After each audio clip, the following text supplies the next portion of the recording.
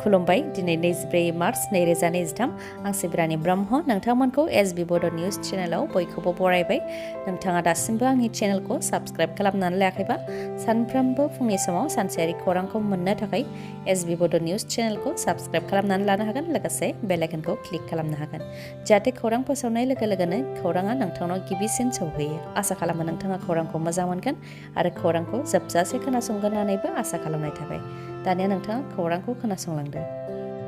आसामाव दासान्दि दाब दाब जायगायाव बोथोरा गिथावना महर लागासिनो दं अखा बारहुंखा आरो अन्थाइ गोग्लैनाया फारसेनिफ्राय सिलिंखार खालामलांदों गुबै गलाघाटआव गोबां खहा खालामलांदों गलाघाटनि खुमथायाव अखा बारहुंखा आरो अन्थाइ गोग्लैनायनि थाखाय गोबां खहा जादों गेदेर गेदेर दंफांफोरा मोब्लिब थाराव गोग्लैसिनदों जायजों मोब्लिब थारा जदों बेनि अनगायैबो मोब्लिब खुन्थियायाबो बायसोदों जायनि जाहोनाव मोब्लिब गैयालासे खोमसियाव थानो गोनां जादों सुबुंफोरा गेदेर गेदेर दंफांफोरा न' बां आरो गलाफोरावबो बायसिनदों अन्थाइ गोग्लैनायनि थाखाय न'नि थिंफोराबो गब्लंजोबदों फरायसालियाबो थेर बेथेर जादों बेबायदिनो गोबां खहा जानायखौ नुनो मोननाय जादों फरायसालि थेर बेथेर जानायनि थाखाय फरायसाफोरा जाहाथे सोलोंथाइ लानायनिफ्राय जानगाराव थानो गोनां जाया आरो जेबो जेंनाजों मोगा मोगि जानो गोनां जाया बेनि थाखाय सोरखारि बिफाना जाहाथे थाबैनो फरायसालिखौ फाहामनायनि राहा लायो बेनि थाखायबो खावलायदों रायजो राजाफोरा कंग्रेसनि दैदेनगिरि राहुल गान्धीखौ 2 बोसोरनि साजा फोसावबाय गुजरातनि सुरातनि जिल्ला बिजिरसालिया थांनाय 2019 मायथाइनि लकसभा बिसायख'थिनि फोसावदिं मेलाव राहुल गान्धीआ होनाय बिबुंथिनि सायावनो मानहानि केस होदोंमोन गुजरातनि बिजेपि नेता पुर्नेश मदि बिथाङा कर्नाटकआव फोसावदिं मेल जानायाव नीरव मदि ललित मदि जाय बिथांमोनहा गोबां रां जाख्ल'नायनि थाखाय आयेननि नोजोराव दायनिगिरि गोग्लैनाय बिथांमोननि मुं लानानै राहुल गान्धीआ बुंथिदोंमोन दि गासैबो सिखावफोरनि मुङानो माबोरै मदि जायो होननानै बेनि सायावनो सुरातनि जिल्ला कर्टआव राहुल गान्धीनि हेंथायै मानहानि केस होदोंमोन गुजरातनि बिजेपि नेता पुर्नेश मदिआ बिथाङा केस होनायनि सायावनो बिथा खालामनानै गुजरातनि सुरातनि जिल्ला कर्टआ 2 बोसोरनि जोबथेसालियाव थानाय साजा फोसावबाय राहुल गान्धीखौ नाथाय राहुल गान्धीखौ साजा फोसावनाय लोगो लोगोनो बिथांनि लिगेल हानजाया हाइकर्टआव बेलनि थाखाय पेटिशन फाइल खालामदोंमोन राहुल गान्धीनो 30 सान होबावबाय बिजिरसालिया राहुल गान्धीखौ 2 बोसोर जोबथेसालियाव थानायनि साजा फोसावदोंब्लाबो दा बे समाव बिथाङा जोबथेसालियाव थांनो गोनां जायाखै गोबां सुबुंनि जिउ खोमानायनि गेजेरजों आन्दोलन खालामनानै मोननाय गोरोबथाखौ प्रमद बर'आ 3 बोसोराव फोजोबस्रांबाय होननानै बुंथिदों हाग्रामा महिलारिया गुबुन साननि बायदि मैयानि सानावबो BPF दोलोआ सुबुं सांग्रांथि मेल आरो हानजा सुरनाय हाबाफारि लादों मैयानि सानाव बनरगाव आरो देबरगाव BTC बियाबाव हानजा सुरनायजों लोगोसे सुबुं सांग्रांथि मेल लादों BPF दोलोआ जेराव रोजा रोजा रायजो राजाफ्रा BPF दोलोखौ मदद होनो ओंखारबोदों बे हाबाफारिनिफ्राय हाग्रामा महिलारि बिथाङा बुंथिदों दि BTCनि साख्रिया जमा जानानै थाथों BPF सरकार फैनायनि उनावनो साख्रियाव थिसननो हागोन आरो क'क्राझार जिल्लानि साख्रिखौ क'क्राझार जिल्लानियानो मोनगोन आरो चिरां जिल्लानिखौ चिरां जिल्लानियानो मोननो हागोन होननानै बुंथियो बेबायदि आयेन बानायनो हानाय गोहो जोंनाव दं गोहोखौ जोंनो होखादों नाथाय प्रमद बर'आ बे गोहोखौ दिसपुराव हरबाय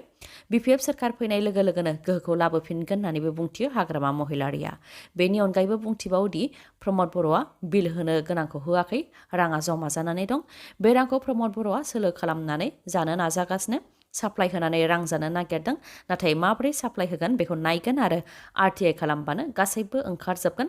3 बोसोराव अडिट होनो हायाखै प्रमद बर'आ होननानैबो बुंथियो हाग्रामा महिलारिया बेनि अनगायैबो बिथाङा बुंथिबावोदि बे गोरोबथायाव रायजो राजानि गोबां बिहोमा दं गोबाङानो थैनो गोनां जादों खाना खुज्रा जानो गोनां जादों नाथाय सोमावसारनायनि गेजेरजों जानाय चुक्तिखौ प्रमद बर'आ 3 बोसोराव फोजोबस्रांबाय नाथाय बेखौ जानो होनो हाया BTCनि गोहोखौ लाबोफिननाया बयनिबो बिबान होननानै बुंथियो हाग्रामा महिलारिया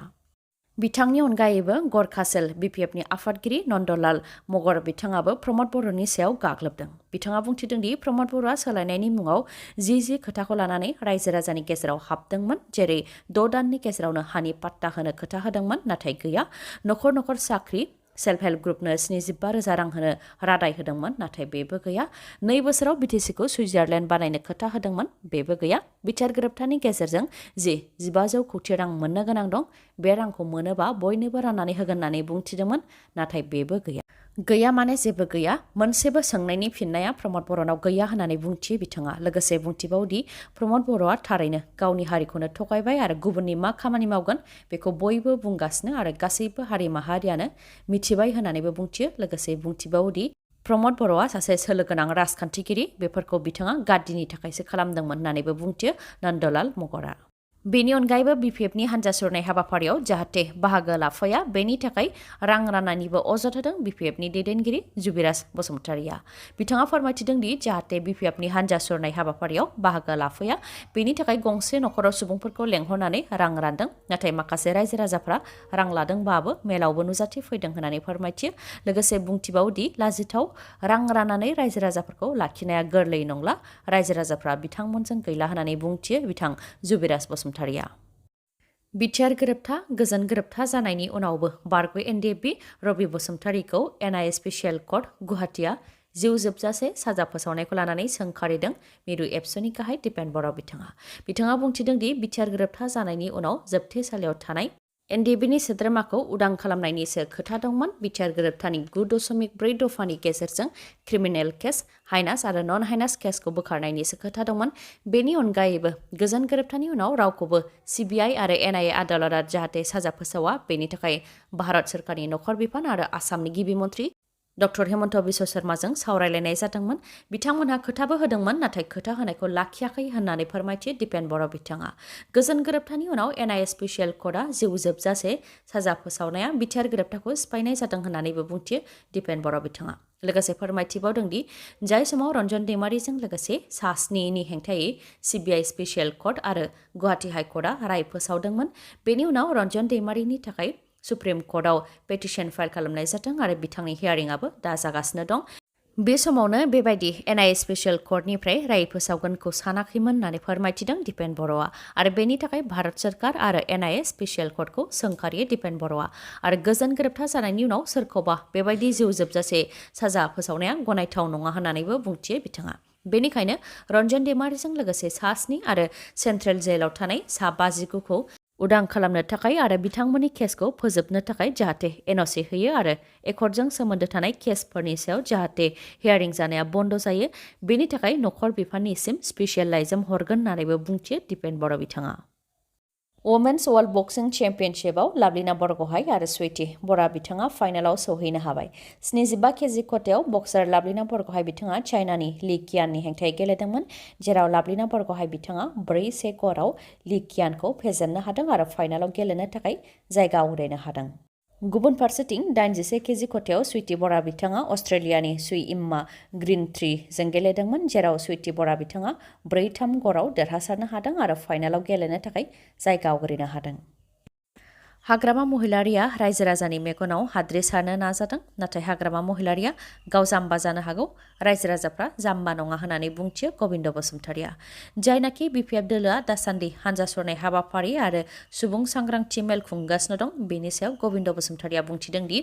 हाग्रामा महिलारिया जुदि बिटिसिखौ रैखा खालामनो मोनब्ला गोहोनिफ्राय दोरोदनायनि उनावनो बेफोर खोथाखौ लानानै रायजो राजानि खामानिखौ मावनो नांगौमोन। नाथाय बिथाङा गोहोनि थाखायल' प्रमद बर'नि सायाव नंखाय खोथा बुंनानै प्रमद बर'खौ होखारनायनि सिमां नुदों होननानै बुंथियो गबिन्द बसुमतारिया। लोगोसे बुंथिबावो दि प्रमद बर'आ रायजो राजानि खामानि मावदों ना मावाखै बेखौ रायजो राजाफ्रा नुगासिनो दं। हाग्रामा महिलारिया बिटिसिनि रायजो राजानि जानगाराव थानानै बिटिसि सोरखारा मा मावदों मा मावाखै बेखौ माबोरै नुनो होननानैबो बुंथियो आरो बिपिएफआ सोरखाराव थानाय समाव 3,000 कौटि रां दाहार गालांदों, जायखौ सुख'नो दानि सोरखारा बिबान लादों आरो दा सुख'नानै 500 कौटिनि खमसै। जुदि दाहार खालामामोनबा आरो रायजो राजानि खामानि मावनायमोनबा बिटिआरनि लामाफोरा दा जोंजोबसिगौमोन। बिटिआरआव जायफोरा दैनि जेंना जादों बिथांमोननिया दैनि जेंना जानाय नंलामोन आरो फरायसालिफोरनि न'फोरा मोजां जाजोबसिगौमोन होननानै बुंथियो बिथाङा। लोगोसे बुंथिबावोदि हाग्रामा महिलारिया दा रायजो राजानि मेगनाव हाद्रि सारनो नाजादों, नाथाय हाग्रामा महिलारिया जाम्बा जानो हागौ, नाथाय रायजो राजाफ्रा जाम्बा नङा। हाग्रामा महिलारिनि फोसावनायखौ रायजो राजाफ्रा फोथाया आरो जों गियाखै। प्रमद बर'आ मोजां सोरखार सालायगासिनो दं, फैगौ बिसायख'थियावबो UPPLखौ देरहाहोनानै गाद्दियाव फज'गोन, बेयाव फोथायनाय दं होननानै बुंथियो गबिन्द बसुमतारिया। जाख्ल'नायनि दायाव हमजाबाय आरोबाव सानै लाट मण्डल सनितपुर जिल्लानि थेलामारा रेभिनिउ सार्कल अफिसनि लाट मण्डल फाराग बराया रां लाबाय थानाय समावनो directorate of vigilance and anti corruption टीमजों हमजादों। हानि खामानि मावनो थाखाय 15,000 रां लादोंमोन फाराग बराया, बेयावनो directorate of vigilance and anti corruption टीमजों हमजादों। सनितपुरनि अनगायैबो नगावआवबो रां लानायनि दायाव सासे मण्डलजों लोगोसे गेजेरनि जानानै रां लाग्रा सासे सुबुंखौ हमदों। दिं रेभिनिउ सार्कल अफिस नि मण्डल पिनाकी देबनाथआ हानि नामजारि खालामनायनि मुङाव रां दाबि खालामदोंमोन आरो आमरान आलिया गेजेरनि जानानै रां लादोंमोन, बेयावनो directorate of vigilance and anti corruption टीमजों हमजानो गोनां जादों। नोंथाङाबो रां जाख्ल'नाय सोरखारि मावख'गिरिनि हेंथायै मिथिहोहरनो लुबैयोबा 180034536767 बे नाम्बाराव कल हरनो हागोन, नङाबा WhatsAppनि गेजेरजोंबो मिथिहोनो हागोन। नाम्बारा 6026901243। दिनैनि भिडिअ'आ एसेनोसै। गाबोन आरो गोदान भिडिअ'जों लोगो मोनफिनबावगोन। नोंथाङा दासिमबो आंनि चेनेलखौ साबस्क्राइब खालामाखैबा अन्नानै साबस्क्राइब खालामदो, लोगोसे लाइक, कमेन्ट आरो शेयार खालामनो दाबाव। गोजोन्थों।